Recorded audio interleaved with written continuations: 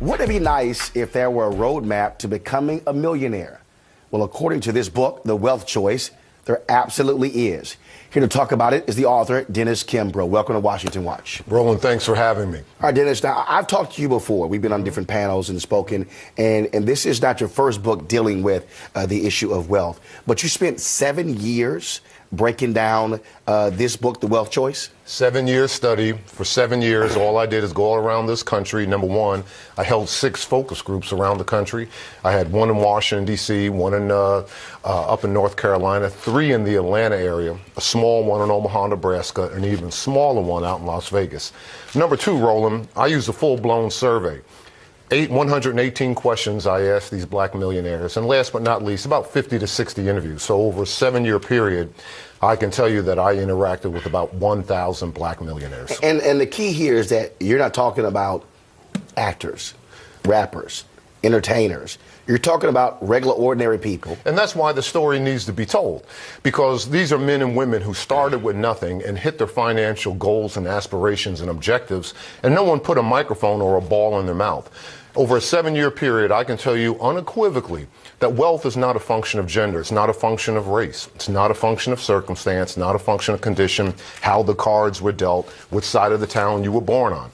But it is a function of choice, and it is a function of discipline, and it is a function of effort and faith and believing in yourself. Now, when you say discipline, talk about that, because there are people who say, look, man, I'm just not believing that these folks were able to save, able to invest, and do these things, having other bills. Well, when you do talk about discipline, I found 7 laws, 7 best practices that these black millionaires adhere to, if not on a weekly, monthly, or certainly a yearly basis. Number 1 is knowledge. Wealth begins in the mind, but ends in the purse. We live in a society that's predicated upon the fact if you want to earn more, then you've got to learn more. And these men and women were a sponge for information. I remember I had a great interview with L.A. Reid of X Factor, and I had his bio years ago, and I said, Antonio, I see where you took 8 to 10 weeks out of your busy schedule to go ahead and take a management executive class at Harvard. I said, you've been very successful with LaFace Records. I mean, you know, you're making money hand over fist. What would compel you to do that?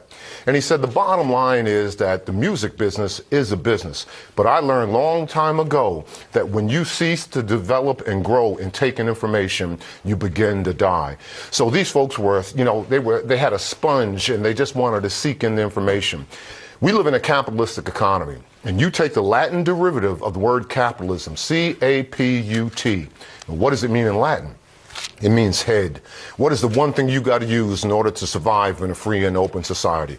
A formal education will get you a job, but self-education will make you rich. How do you get somebody, though, to come to the realization that they have to make proper choices and make adjustments?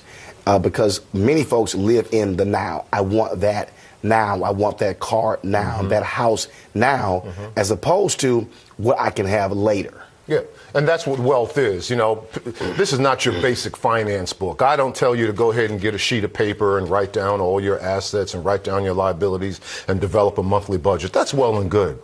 But this book is not about cash, Roland. This book is about courage. It takes courage to save 5 to 10% of your earnings. It takes courage to curtail your spending. It takes courage, as you asked, to forsake the day for tomorrow. And it takes courage for you to find a new set of friends because your personal associates, your friends that you have now, A, don't believe in your dream and disempower you.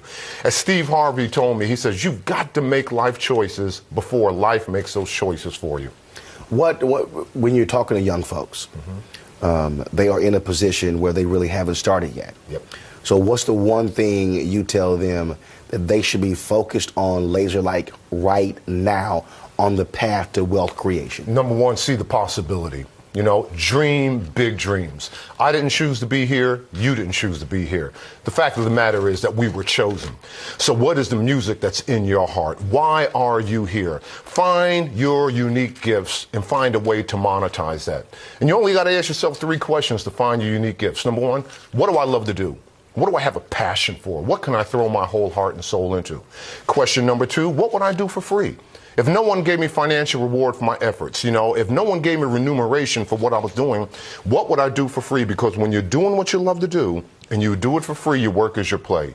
And if your work is your play, you'll never work a day in your life. So find your unique gifts, find your area of excellence, and pour your whole heart and soul into it. One of the things I talk to folks about is the notion of, I look at my time like a lawyer looks at billable hours.